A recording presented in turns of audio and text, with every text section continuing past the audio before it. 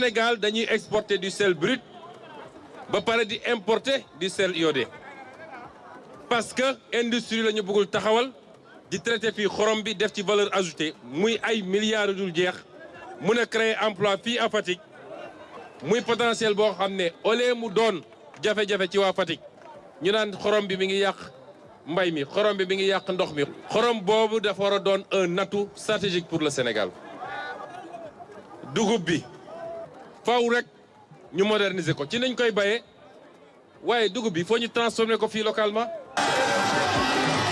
mbokki bu ñu asalaamaaleykum président Bassirou Diomaye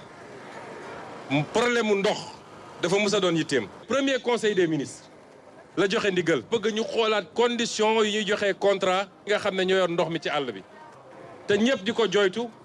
ndax d'abord mètre cube bi ñuy jaay ci àll bi moo gën a cher luñ koy jaayee Ndakaaru te waa àll bi ñoo gën a néew doole. am na fii bassin versant bu tudd bassin versant de Malène Hodar projet bi ñu fay def dina permettre ñu mën a di génne 250 000 mètres cubes d'eau par jour zone bi yëpp dina am alimentation en eau potable de qualité et au même prix que partout. Passy ak Pastef ñoo bokk sax seen P bokk seen A bokk seen S kon yàlla lu mu def rek am na lu tax. kon waa Passy suñu xol sedd na ñu ngi leen di jox dig daje ci yeneen fan yoo xam ne maa décidé def une tournée nationale boo xam ne su ma ñëwee incha allah dinañu waxtaan ci la nga àndaale ci dëkk ba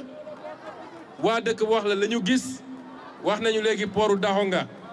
ak jafe-jafe yi fa am ci diir bu gàtt bu soobee yàlla port Daxonga bi dina wuyu li taxoon ñu defar ko ba yéen waa population yi nga xam ne yéen a ko jege ngeen mën ci bénéficier wu.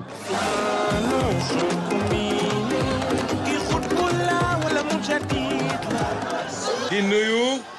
kër suñu kilifa diine goo xam ne modèle la ci Sénégal ci li mu liggéey ci alquranul karim liggéey ko ci fiqh liggéey ko ci leeral hadis liggéey ko ci sira muy waa kër El Hadj Amadou Deme di feddali nag suñu yéene en tant que premier ministre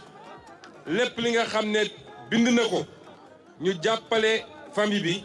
buñ ko buggee mool yóbbu ko ci imprimerie génération bu ñëw fekk ko fi mën koo jëriñoo